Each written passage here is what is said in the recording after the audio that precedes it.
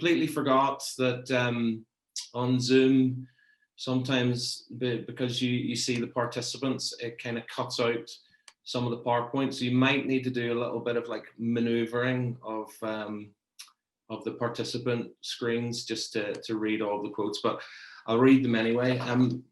Today we're talking about this huge question: why is happiness always out of reach? And I think it's a really important one for us to think about, because happiness is such an important thing for all of us. I want to begin by asking us to think about the very first question that we have Jesus ever asking anyone recorded in the Gospel of John.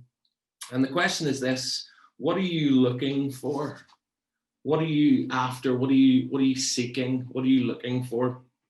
And I guess if we didn't know that came from Jesus, or somebody was just to ask us that randomly, and we would be open and we would really think about it for a particular period of time, I think a lot of us would answer that question by saying, happiness. I want to be happy.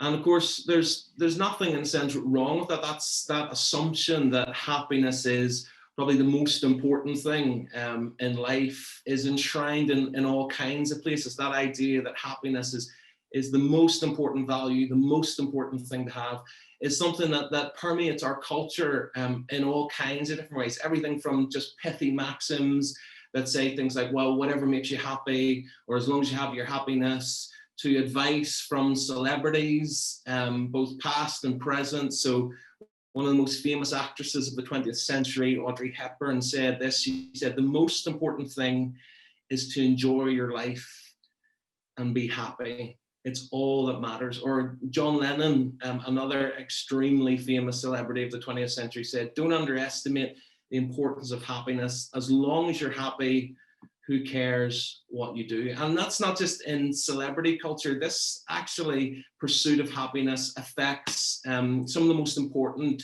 philosophical and ethical ideas that we have that influence all kinds of different areas of life. So this is a guy called Jeremy Bentham, who's the father of a philosophy known as utilitarianism.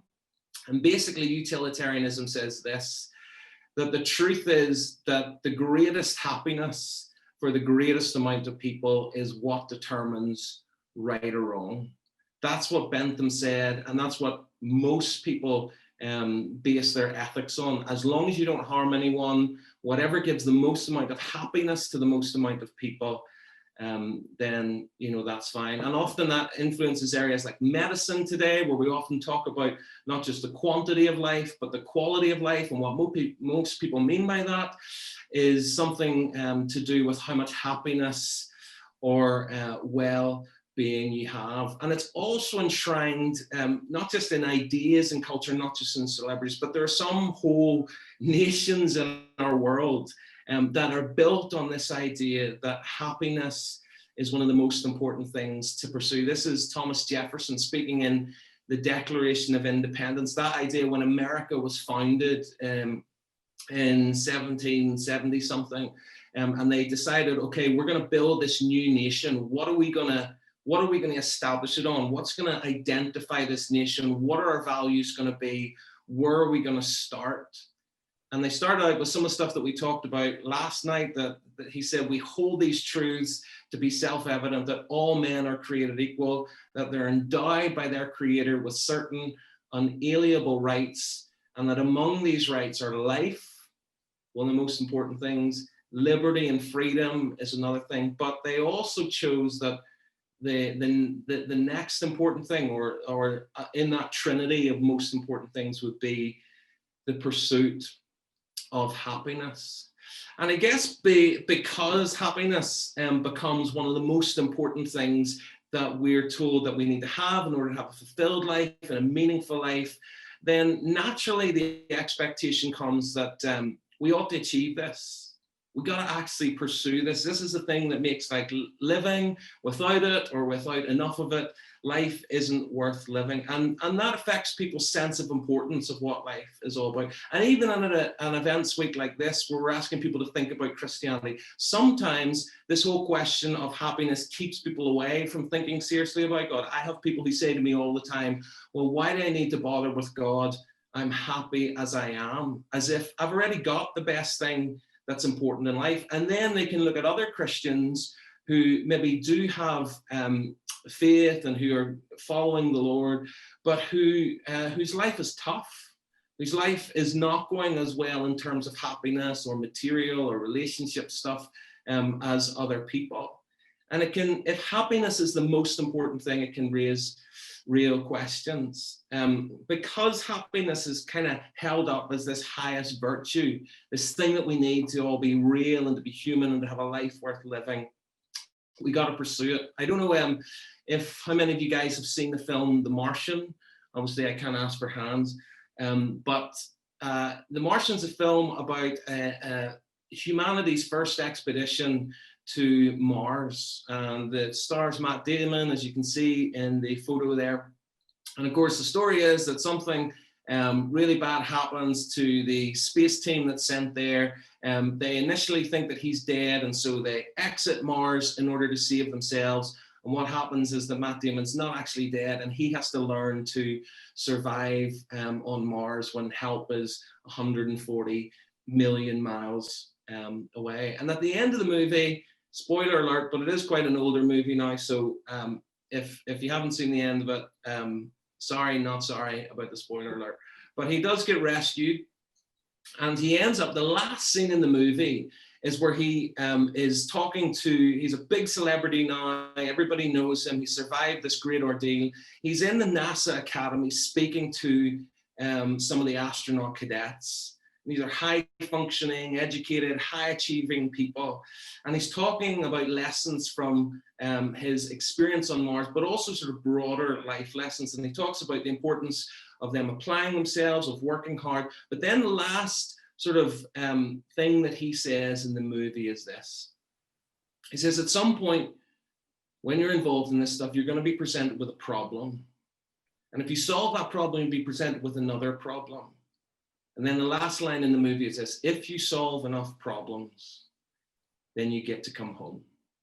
You solve enough problems, you get to come home. And the reason why that's so powerful is that this message, this is a message that I think we're being told continually in different forms in our culture when it comes to happiness, that happiness is essential for a good life. Happiness is out there, but in order to achieve it, you got to work hard enough, you got to take the right opportunities, you got to get the right kind of power and influence, you got to be in the right relationships, have the right friends, have the right following and reputation, and then happiness and fulfillment will come. This is a quote by a philosopher who was around just after the time of Jesus called Epictetus. You got to know that he's like, got to have something good to say when half your name is called epic. But he says this, he says, the essence of philosophy is that a man should live that is in a way that his happiness depends as little as possible on external things. In other words, it's up to you. Happiness is there. It's crucially important, but life has got to be about pursuing these things, be it money, be it friends, be it Instagram followers, be it an impressive job, love, family, whatever it is that you think will bring you happiness, you got to pursue it. And this affects everyone. In fact, Harvard University, a place where we would expect a lot of people to be happy because they're highly educated, highly functional, high achieving people that go to that one of the top universities in the world. And yet one of the most popular courses at Harvard University is the course on happiness and well-being. People are pursuing happiness. And in fact, the Bible understands this kind of thinking. There's a book in the Bible called the Book of Ecclesiastes. And there's a bit of debate over who wrote it. But a lot of people agree that even if King Solomon didn't actually write it, that a lot of what is written is reflecting on his own life and his own experience. And he says this, he talks about this guy who had brilliant wisdom, so much influence, so much power, so much authority, so much of what we think we would need in order to have a happy and fulfilled life. And he says this, I wanted to see what was good for people to do under the heavens during the days of their life. So what made life worthwhile? And he talks about that pursuit of happiness. He said, I undertook great projects. I built houses for myself and I planted vineyards. I amassed silver and gold and the treasures of kings and provinces. I acquired male and female singers and a harem as well, the delights of a man's heart. I became greater than anyone in Jerusalem before me. In this, all my wisdom stayed with me. I denied myself nothing that my eyes desired. I refused my heart no pleasure. The pursuit of happiness, but the issue was for Solomon and for many of us was that even though he pursued this, he didn't find it. And it was out of reach. Despite all the opportunity, all the success, it didn't give him what he was truly looking for. And he concludes by saying this, that when I surveyed everything that I'd done, all that I'd pursued, all that I tried to achieve, what I toiled to achieve, he said, everything was meaningless. It was like chasing after the wind. Nothing was gained of real value under the sun. Happiness was seemingly out of reach. C.S. Lewis put it this way. He said, most people, if they really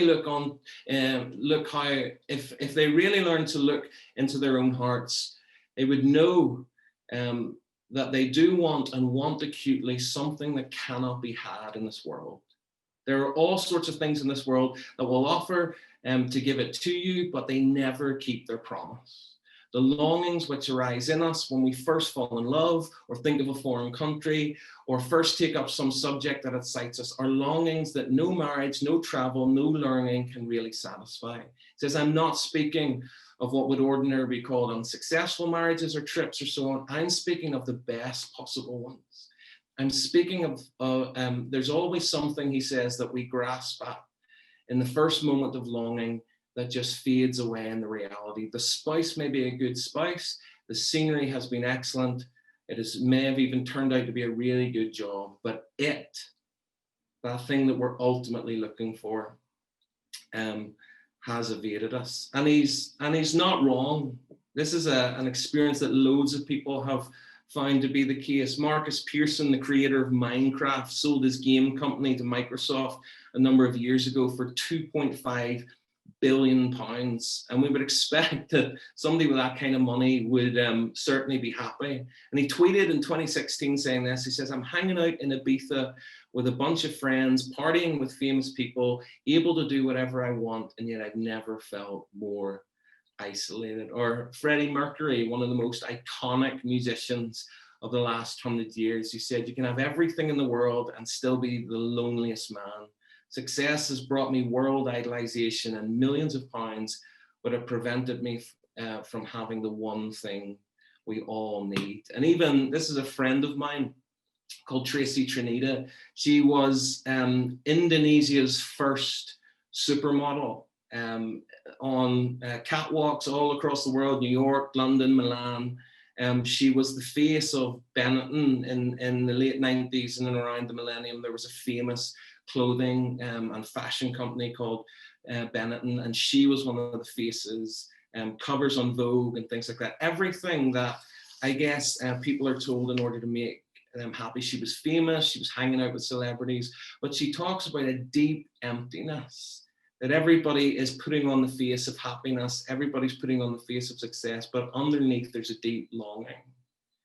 And I guess that's true of all of us, because in terms of human history, we're one of the highest, we have one of the highest qualities of life ever. We're more educated, we have better healthcare, we have better social welfare, we have better average net wealth, we're the most connected. And so of all the generations in human history, you would expect that we would be the most happy. And yet we find ourselves some of the loneliest and the most anxious and the most unhappy generation in history. Why does happiness always seem out of reach?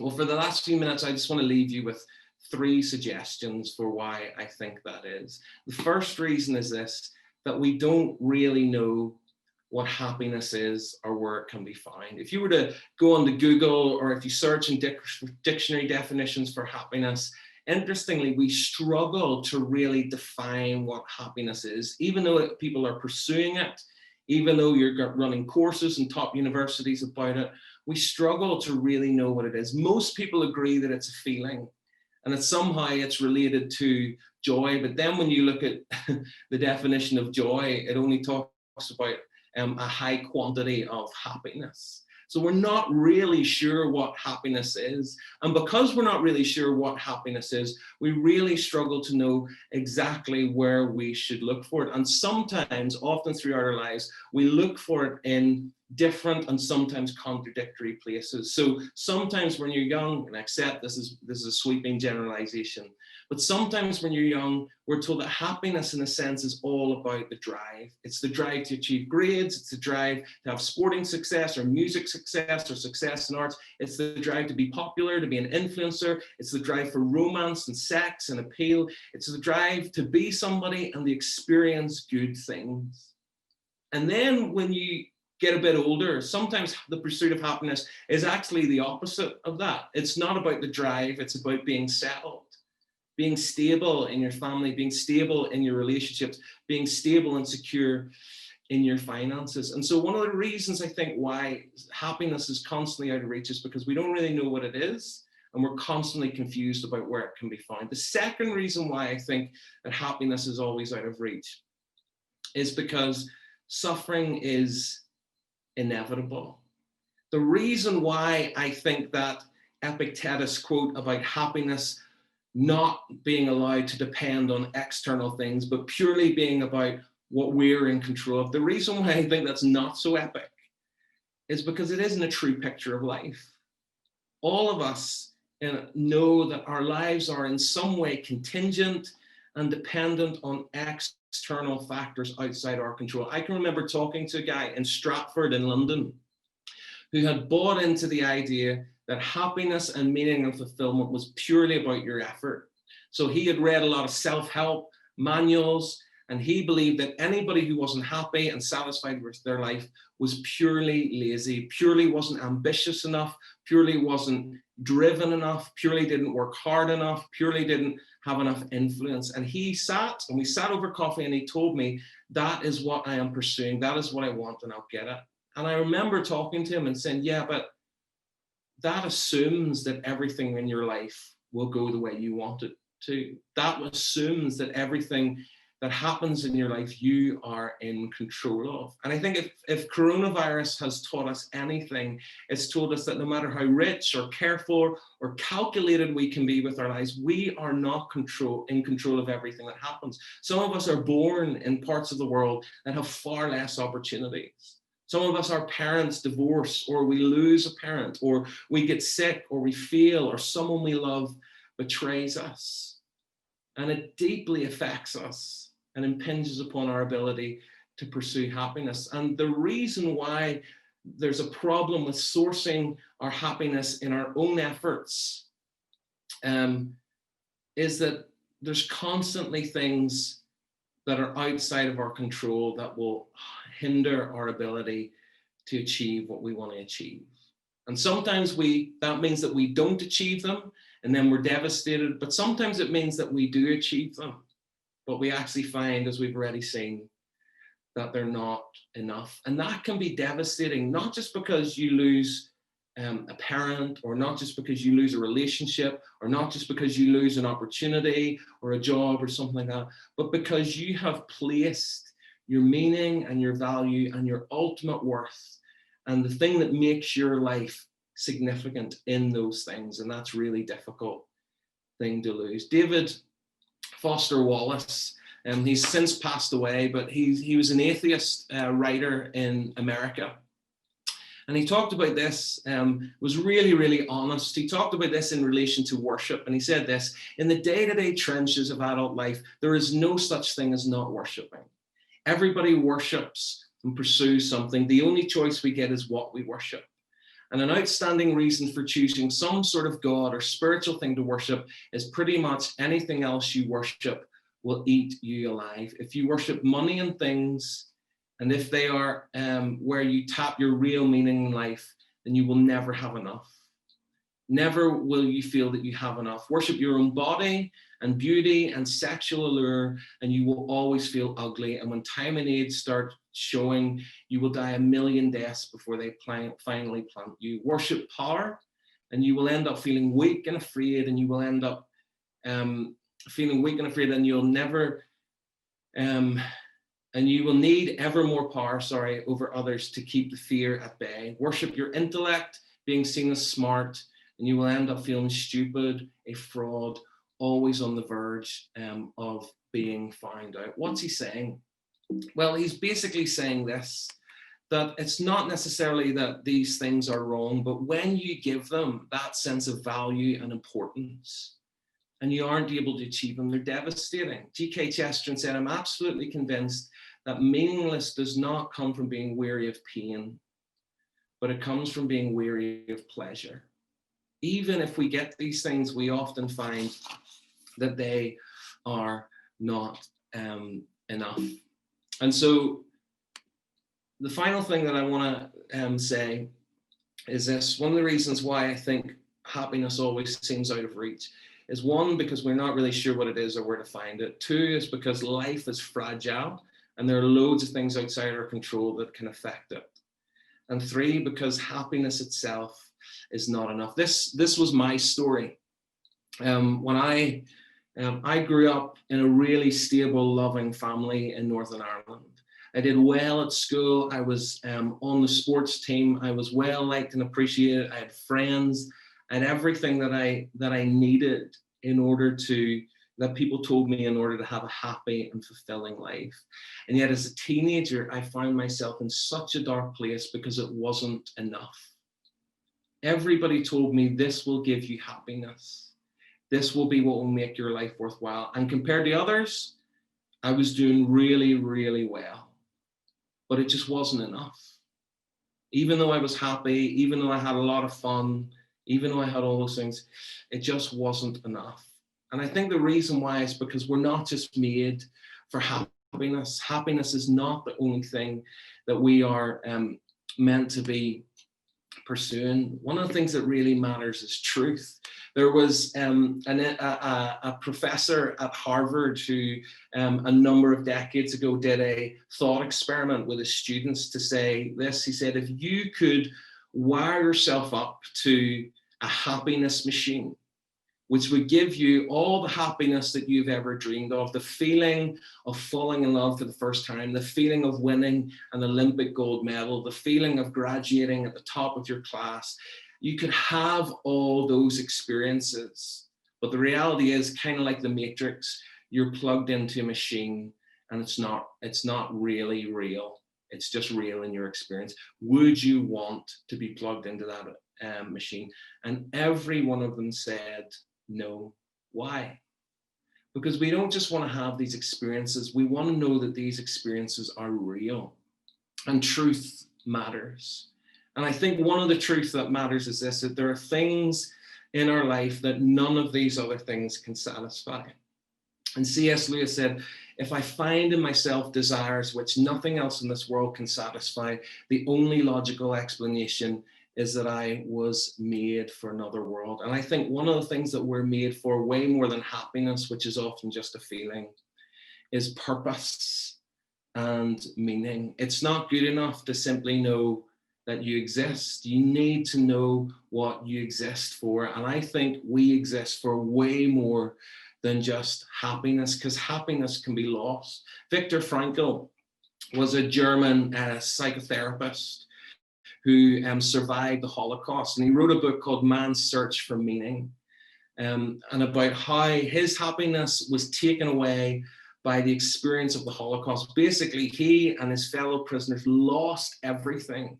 I don't think that there's many of us who can imagine an experience with less happiness than going and living in a concentration camp. And yet what he discovered that actually was more important to people than their happiness, what enabled people to survive in that concentration camp and not despair or not kill themselves, wasn't happiness, because there was no happiness. It was purpose. And that's why he often quotes the atheist philosopher Friedrich Nietzsche, who says, "He who has a why to live for can bear with almost any how." In other words, if you know why you exist and you have a purpose and a meaning in that, then you can bear with anything that life can experience or throw at you. Jesus said this: my food, my purpose, my being, the thing that I need most essentially. That's what he means by my food. He's not talking about literal food. It's like the thing that I need most of all is to do the will of him who sent me and to finish his work. There was something greater than happiness. And I think that's where there's a difference between Christian joy and happiness. Worldly joy is often just more like more amount of happiness. You got happiness, and then we got loads of happiness. You've got Christian joy. So like a McFlurry, happiness. 4 McFlurries in a day, joy. That's the world's idea. But as much as that might be true in some superficial level, Christian joy is totally different. It's not quantitatively different. It's qualitatively different. It's a totally different kind of experience that's not dependent on your circumstances, but on the circumstances of somebody else in your place, which is why the Bible can talk about Jesus enduring the cross because of the joy set before him. It's why some of the earliest Christians went through awful experiences, all kinds of experiences that wouldn't have given them happiness, and could say that even though they faced those things, they were not able to separate them from the love of God. They were more than conquerors. It wasn't that they wanted to give up on life, because life was about more than the pursuit of those experiences. And I think that's what the Bible talks about when it talks about being blessed. Being blessed, often sometimes when we look at Jesus' Sermon on the Mount, this word blessed is translated happy, but it's far deeper than that. It's talking about knowing who you are and living in a state of relationship with God, that everything in your life exists, everything that's meaningful, everything that's important, everything that ultimately matters depends on not your own efforts and not your own pursuit, but on the external realities of who Jesus is and what he's done. Let me finish with this. I think part of the problem is that we're too easily satisfied. My friend told me a story one time of living in America and his young son hearing about Disneyland and wanting to go to Disneyland. And so for his birthday, his parents decided to surprise him and send him to Disneyland. And so they got on the plane. His little 5-year-old was already blown away because he'd never been on a plane. They then got off the plane and they arrived at the baggage carousel where you collect your luggage. And, you know, I think we don't often give the old baggage carousel enough credit. You know, we tend only to just want to get our bag and go. But you think about like how cool this thing is, that actually it knows exactly where to bring your luggage after you've traveled thousands of miles and brings it right to where you are. And, you know, it's a pretty cool thing.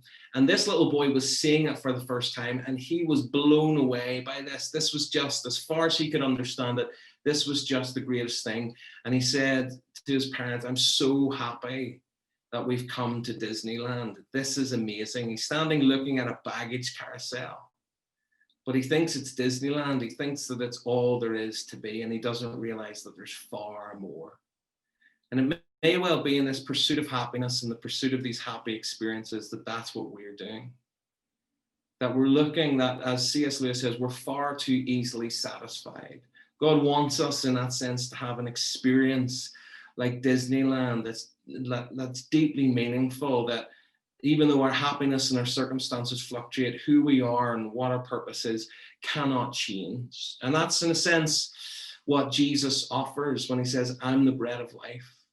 I offer something in myself, not in just what I teach, but who I am. I'm the bread of life. Whoever comes to me will never go hungry. Whoever believes in me will never thirst. Jesus makes a promise that in him we will find what we truly need and what we're truly longing after. I wonder if you thought about that and explored that, and even explored Christianity on that level. And that's something that's testable. And it was tested by a friend of mine. This is a friend of mine called Nabil Qureshi, who was grown up in America in a staunchly Muslim household, and was a very committed Muslim for a lot of his life. But as he began to explore the evidence for Christianity and compared it with Islam, he eventually became a Christian because the evidence was overwhelming. Now, if the only factor in him choosing to become a Christian had been happiness, he would have never become a Christian, because his family turned against him, his parents weren't at his wedding, he was rejected and misrepresented by a whole lot of people. And in fact, at 36 years of age, my friend Nabil contracted terminal cancer and died. And a lot of people said that it was because he'd become a Christian and this was God's punishment. Now, just looking at that in terms of if life's all about happiness and good experiences, this is such a tragedy. It doesn't make sense. But for Nabil, it wasn't, because he had a deeper substance and a deeper meaning to his life that went far beyond just the feeling of happiness. So much so that even if trusting Jesus meant losing certain aspects of happiness that he would otherwise want, it was worth it. It was really, really worth it, because there was nothing in his life, even death itself, that could take away from him what he ultimately needed, because it didn't depend on his circumstances. It existed in the circumstances of Jesus outside of him. So I want to leave you with that, and we'll jump into some questions. Super. Thank you for that, Gareth. That was really good. Yeah, we'll fire straight into these. We've got 7. So yeah, guys, if you've got any questions after that, there's been a few have been asked, but we've got 7 here. I'm sure we could ask a couple more because we've got 20 minutes, don't we? So yeah, here we go. We'll start off with an easy one. You were talking about McFlurries. Gareth, what is your fave McFlurry flavor? We're all excited to know. I have to be honest, it's definitely cream egg. I don't even know if they do them anymore, because I haven't had a McFlurry in ages. So if anybody wants to buy me a McFlurry tonight, I think I prayed about whether you should do that, and the Lord said you should definitely do that. That would make me happy, wouldn't it? Yeah. No, but in all seriousness, yeah, I think perhaps cream egg, but maybe there are others that I haven't tasted yet. Maybe I'm just at the baggage carousel when actually there's a whole Disneyland Better World worth of McFlurries that I haven't tried. So who knows? Love it. Okay, right. We'll move on to the more serious ones here. If Christians claim to have happiness and satisfaction, why are they still often unhappy? Yeah, I mean, I think this goes back to like the first part of that question, that Christians claim to have happiness and satisfaction. I think we often put those two things together. And like I said, when it comes to the definition of happiness, we find it really hard to define. And so we often conflate it with joy and things like that, or we conflate it with satisfaction. I think Christianity distinguishes the two to the point where it says that happiness and joy in that sense is it's important, but Christian joy and the feeling of happiness are not always the same thing. And I think Jesus is a really good example of that. If Jesus had have purely just been about the most important thing being happiness and good experiences and joy, being joyful and things like that, then there's no way he would have left heaven and come to earth. If on earth it had purely been about the pursuit of happiness, there's no way he would have done some of the things that he did. But it wasn't about that. There was a higher purpose. And I think that's where Christianity makes this distinction. It doesn't say that the feeling of happiness and enjoyment and laughter and fun, it doesn't say that those are unimportant things. And I know that sometimes in Northern Ireland, it can seem like actually to become a Christian is lose your happiness. That's certainly the way I felt when I was thinking about Christianity. I was convinced that it might be true, but I was also convinced that if it was true and I embraced it, it was going to ruin my life and certainly ruin my happiness. Actually, what happened was something totally different. That's not to say that there weren't challenges. I lost some of my rugby friends. There were limitations that came into my life as a result of being a Christian.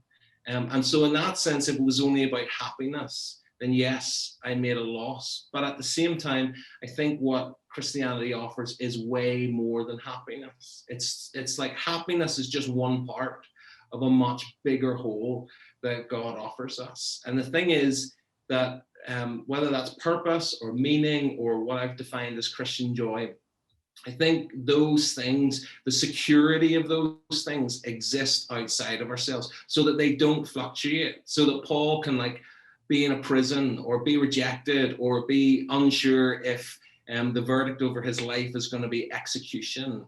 And yet he can talk about finding joy. He can talk about counting some of these experiences as joy. It's not like he's a sadist and he takes pleasure in pain.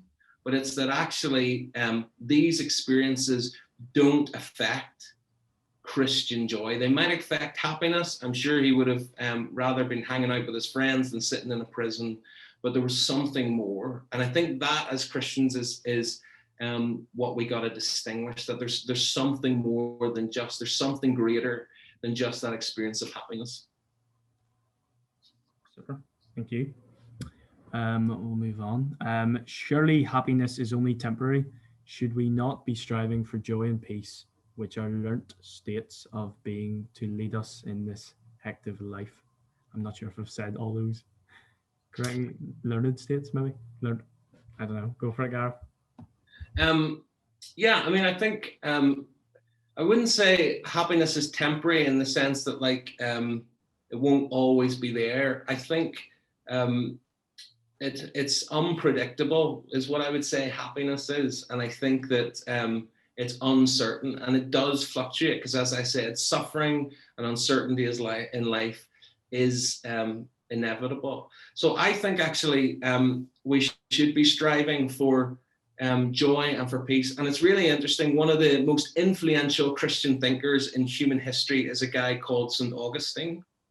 And he talks about one of our biggest problems in life being what he calls disordered loves. In other words, there are things that we love and we are beings who love certain things and pursue certain things. The problem is that we often get those in the wrong order. So we love, kind of like David Foster Wallace was talking about, we love money or we love the approval that comes from good looks or good grades. We love power or something like that. And that becomes the most ultimate thing in our lives. And the problem with that is like we can lose it. And so it becomes really damaging if that's the most problematic thing. Where I think the Christian story is different is it says, if God made us and he loves us and he made us for a relationship, then the first love in that order of loves that Augustine talks about is to love God. And that's, in doing that, that is not at the expense of peace. It's not at the expense of joy. It's not at the expense of happiness. But actually, as C.S. Lewis says, we get everything else thrown in. When we put God in his place, everything else becomes rightly ordered. And I think that's been my experience, that, you know, when we put God first, it's not that we have to give up on joy. It's not that we have to give up necessarily on happiness, but we do get those things thrown in. I think God is a God who he made us with the ability to appreciate and experience happiness. So he's not against it. But it's really, where do we find that source? And I think the only secure place to search for that is, yes, striving for joy and for peace, if by what we mean by that is God himself.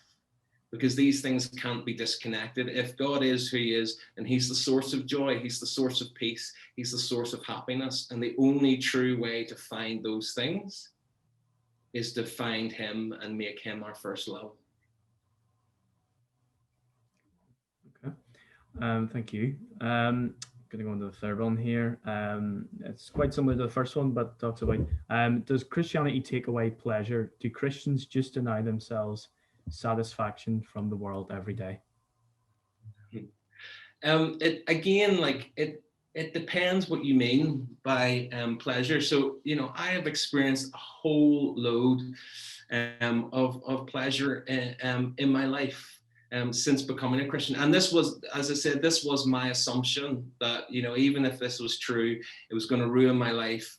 And it was going to make this so much more difficult, and my life would be boring and dull, and there wouldn't be much happiness. I find that completely the opposite is the case, because what I find is that when I have God and when I have this level of security, the things that I pursue in happiness, as I said, fall into the right place. I can enjoy them, but I don't need them, and therefore I don't need to use maybe people who I try to get them from. And I guess like one of the most examples that people often go to in this is in the realm of sex and things like that. And a lot of people, say, oh, well, how can Christianity be any fun? And I can remember people talking about Christianity in school and stuff like that, and talking about, how, they don't have sex, they don't do this, they presented their life in quite a boring way. And then they're like, do you want to be part of it? And at that point, it didn't seem interesting at all. I'm like, yeah, sure, where do I sign up? But what I've actually realized, and I've had a lot of friends who've experienced this, that when they pursued those things, what they were actually pursuing was they were pursuing their own pleasure. They were pursuing things that they felt their life needed, but they were actually using other people in order to do that. And sex, in a sense, is speaking. It communicates things. And I think one of the hardest things that we face in life is to be lied to and to be made to believe something that we think is true about how someone feels about us, and then find out that it's not true. And I remember my friend Vince, who became a Christian in college, talking about this, had spent a lot of time and done a lot of things with girls. Although in that sense, in terms of like that momentary pleasure and that momentary happiness, yes, he got it. But in getting it, he caused all kinds of damage, both to those girls and to his own friends, because he was using them, not loving them, in order to get those things. I actually think Christianity's a far better story, that actually it's not that those things are necessarily bad in themselves, but there might be a time and a place, and again, an order for those things, so that in pursuing them and enjoying them, we're not using other people and we're not damaging other people, but we're actually loving other people in doing that. So, yeah, I mean, I think it's a much bigger conversation than I can sort of speak into right now. But I think it depends really what you think you mean by pleasure and all of those things. And I think that it's only really a matter of time where we discover, like, all of those people who've had those things and pursued those things, like I mentioned in the talk, that they don't actually satisfy what we're really looking for. And actually what we need is something much deeper. And I think Christianity gives us it, not at the expense of those other things, because I think we all need these experiences as being part of human, but we experience them in the right way, in a way that's loving, good for ourselves and good for other people, rather than just good for ourselves, not the expense of other people. Brilliant. Thanks, Gav. Yeah, maybe next one there is Matthew 19:24. It's easier for a camel to enter an eye of a needle than a rich man to enter the kingdom of God. Are we rich? Are we, I presume, as rich people in a first world country, therefore unlikely to enter heaven? Let me just read this again. It's easier for a camel and for a rich man. Are we, because we're rich, therefore unlikely to enter heaven? Yes and no. I think what Jesus is saying here is that actually there are certain things that people look to and that people value that that really like make it hard for them to become a Christian.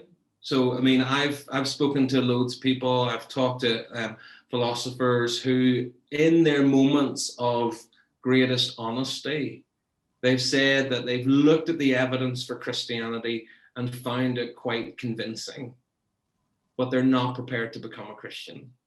And the reason why is because they would have to give up certain things in order to do that. They would have to give up maybe certain relationships. They would run the risk of losing their reputation. They might be rejected or discredited by certain people. And because those things are more valuable than a relationship with God, even if they think that's true, they're prepared to choose those things. And so I think that's why we need to be really honest about why we are Christians, but also why we're not. And we'll maybe think a little bit more about that when we think about hope and whether hope's an illusion tonight. But I think Jesus is making the point that wherever we come from, if there are things in our life that are so rich and so precious to us, that even if, you know, Jesus was to come in the flesh and talk to us and we were to engage with him as the people who he was talking to in this passage did, that's not to say that that would be enough. A lot of people, when we talk about why isn't God more obvious, what they mean is like, why wouldn't God reveal himself in a very physical and visible way? But the assumption is that even if he did that they would still want to trust him. And that's not necessarily true. There are sometimes things in our lives that we need to count the cost and decide, is this worth it? Not just is it true, but is it worth it? Now, I think it is true, and I also think it's worth it. But I know people who are convinced that it probably is true, but are not prepared to give up those other things. And that's why it's, you know, in some ways for those people, it's almost impossible until they're prepared to surrender those things, whatever they are. Super. Thanks, Gav. We've only enough time for a couple more, but we're going to go with, isn't Christianity just a way of controlling people? How can we trust that what the Bible says about ultimate happiness is true? Yeah, I think this is a really, really important question, and I guess I understand it, and I used to share the sentiments of it. I grew up in a Christian home, and a lot of my experience of Christianity was largely about what you don't do, and how I was very frustrated about that, particularly as it compared to my friends. They were allowed to do certain things that my parents didn't allow me to do, and it seemed to be that the reason for that was Jesus. And so I was convinced that this was all really about control. And actually, I remember thinking that my parents weren't Christians at all because this wasn't real. And my parents didn't drink alcohol, and they didn't do other things that my friends' parents did. And I can remember as a young kid going to bed one night, waiting for an hour, and then sneaking down into the kitchen to try, and what I expected to see was my parents like just getting wired on booze and doing everything that all the other parents did, because it wasn't actually real. It was just a way of controlling me and trying to influence me. And I know that this question really comes back to what kind of God do Christians believe in? What kind of God does the Bible present? And I don't have time to go into it, but I think it's a really, really important question. And I actually think that God dignifies us in incredible ways, that rather than controlling us, I think he presents us with evidence. I think he presents us with so much evidence in the person of Jesus and in the Bible and in the evidence of history, but he won't force us to make decisions. He won't force us to trust him. And it's really interesting to me that In the book of Revelation, at the end of the Bible, we see a picture of people standing before the throne of God. And again, thrones speak of government and authority. And there's a picture of many people from many tribes giving praise and worship to God. They say things like glory and honor, wisdom and power. It all belongs to you, God. And yet, right after that, they say the reason why they give God that worship, and the reason why is because they say, for you are worthy. You're worthy to receive this. You're worthy to receive this glory. You're worthy. Now, here's the thing. You can force anybody to behave a certain way by taking away their freedom. You can force anybody to obey you. You can force anybody to worship you in that sense of like you controlling them by taking away their freedom, by threat, by not giving them a choice to do otherwise. We have those kinds of people. We call them despots and dictators, and we still have them in the world. But you cannot force somebody to trust you, to obey you, to worship you on the basis that you are worthy of it, unless you give people the space to explore it and come to that decision for themselves. And that's what Christianity is all about. Jesus talked about this in his conversation with Pontius Pilate before he was eventually executed. That his kingdom, that the way he influences people's lives wouldn't be by taking away their freedom. It wouldn't be by forcing them or making them to behave a certain way out of fear or terror. It would be by causing them to look at him and explore him, and on that basis come to a conviction that he is who he said he is, the Son of God, and on that basis freely trust him. So it's a very different way. The fact that Christians behave in a certain way is not to get God's approval. It's not because they can't behave any other way. It's because they've looked at Jesus and they've become convinced of who Jesus is. And then on that basis, they become convinced that the way he calls us to live is the right and most beautiful and most human way. And that's not controlling people. That's actually giving people the freedom to behave as they feel that they should behave. It's just that they're convinced that they ought to behave this way because of who Jesus is. Thank you so much for that, Gareth. That was a really good answer. Wow. I don't know how you do that on the spot. Okay, right. We'll do our last one because it's 2:00 and we'll finish up with one more. Why do Christians struggle with mental health if they're supposed to find joy in Jesus? Are they a bad Christian if they can't see their purpose or joy? Yeah. I think this is a really important question, and it's a massive one to finish on. And maybe we'll talk a little bit more about it tonight when we ask questions about suffering.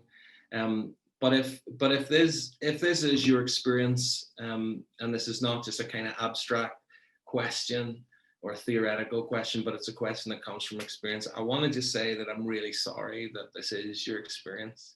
And again, just because Christians have this joy and have this blessed state and have this deeper purpose and deeper meaning to their life that exists outside of their circumstances, it doesn't mean that they're not affected by their circumstances. It just means that they're affected in a similar way, but it's not like an ultimate way. So like I was saying, if you place your hope and your mental well-being and your fulfillment and your value in love or in a relationship or in approval, and then you lose it, you don't just lose the approval, you don't just lose the relationship, you lose the hope and the meaning that you've placed in those relationships.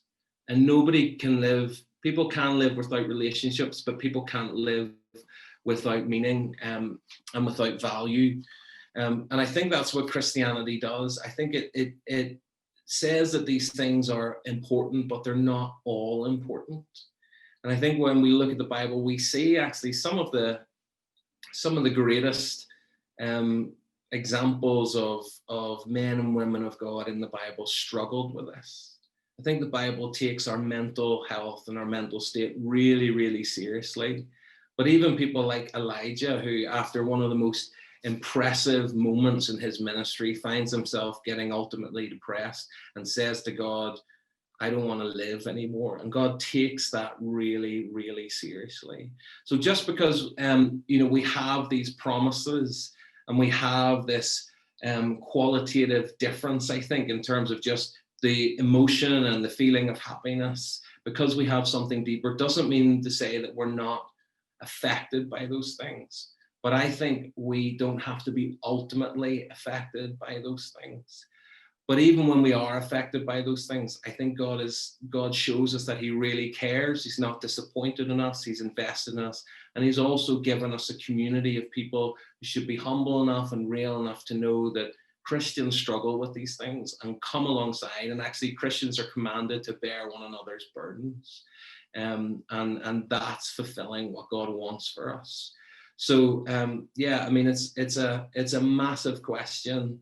And, I can't get into it too much, but I think that just because Christians have these promises doesn't mean that they're not unaffected, and doesn't mean that we're always working it out. Sometimes we need help with that. Sometimes we need other people to help work it through. But if our hope and our meaning and our value is only in those things, then it doesn't matter who comes along, or it doesn't matter what people say, because we've lost those things that give us ultimate meaning and value. And so we've nowhere to go. I think Christianity offers us a better place than that.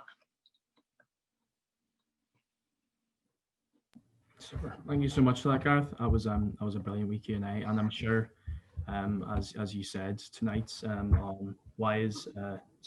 is hope and illusion in a world of suffering. We'll cover stuff along that sort of lines as well. But thank you, really appreciate that. I'm just gonna just before we leave, I'm just gonna plug again tonight. If you haven't signed up, please come. There's going to be such good discussion and questions, and more time to ask those questions if you are if you need them. And I'll say again in the chat, I didn't realize it was put in the chat. There's a wee follow-up link if you want to click on that, and that's just if you need anything to say to anyone on the committee, or you just want to review how these have been going, just please do, and let us know.